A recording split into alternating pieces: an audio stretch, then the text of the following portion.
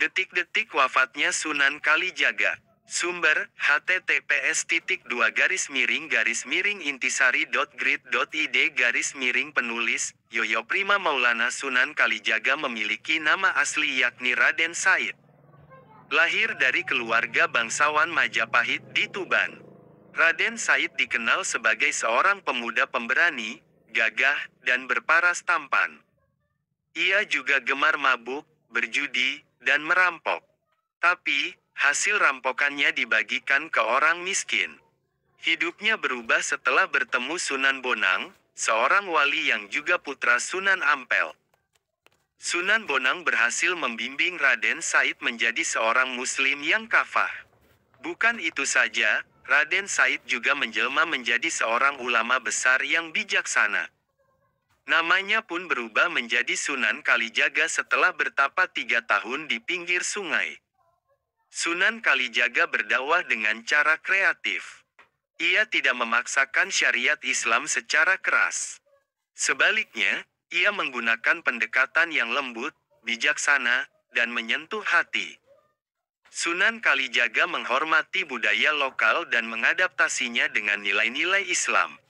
Ia menggunakan wayang, gamelan, tembang, dan tari sebagai media dakwah. Sunan Kalijaga juga menjadi penasihat dan guru bagi para raja di Pulau Jawa. Mulai dari Sultan Demak, Sultan Pajang, hingga Raja Mataram Islam, Panembahan Senopati. Namun, di balik keagungan Sunan Kalijaga, ada satu misteri yang masih belum terpecahkan, yaitu mengenai usianya. Tidak ada sumber sejarah yang akurat tentang tanggal lahir dan wafatnya Sunan Kalijaga. Meski begitu, ada beberapa pendapat yang berbeda tentang hal ini. Pertama, Sunan Kalijaga berumur 142 tahun. Lahir pada tahun 1450 M dan wafat pada tahun 1592 M. Ini adalah perkiraan berdasar buku berjudul Sunan Kalijaga, Raden Said karya Yoyo Rahayu Basuki. Kedua, usia Sunan Kalijaga adalah 139 tahun. Ia lahir pada 1430 dan wafat pada 1549 M. Perkiraan ini berdasarkan buku berjudul Sunan Kalijaga dan Mitos Masjid Demak karya Dr. Fairuz Sabik. Ketiga, Sunan Kalijaga berumur lebih dari 200 tahun. Dasarnya adalah catatan Babat Tuban. Catatan menyebut, Sunan Kalijaga pernah bertemu dengan Raja Majapahit terakhir, Prabu Brawijaya V. Selain itu Kanjeng Sunan juga pernah menjadi penasihat Panembahan Senopati, Raja Mataram Islam. Walhasil, usia Sunan Kalijaga diperkirakan lebih dari 200 tahun. Dari beberapa teori tersebut terlihat ada perbedaan yang besar mengenai usia Sunan Kalijaga. Hal ini mungkin disebabkan oleh kurangnya sumber sejarah yang otentik dan akurat. Lalu, bagaimana dengan kisah wafatnya Sunan Kalijaga? Menurut beberapa sumber, Sunan Kalijaga wafat setelah menyelesaikan pembangunan Masjid Agung Demak. Ia dimakamkan di Kadilangu, yang menjadi bukti bersatunya para ulama dan umara. Kadilangu dan Masjid Agung Demak seakan tak terpisahkan dengan sejarah Islam di Jawa. Versi lain menyebut, Sunan Kalijaga wafat karena sakit kepala. Menurut naskah Mertasinga, di hari tuanya Sunan Kalijaga tinggal di Istana Kesultanan Cirebon. Pada suatu hari, Sunan Kalijaga menderita sakit kepala. Ia ditemani 2 punakawan setianya, Ki Memek dan Ki Cengal. Sakit Kanjeng Sunan ternyata semakin parah hingga akhirnya wafat pada tanggal 10 Muharram. Ki Memek dan Ki Cengal lantas melaporkan kabar ini kepada Sultan Cirebon yakni Panembahan Ratu, cicit dari Sunan Gunung Jati.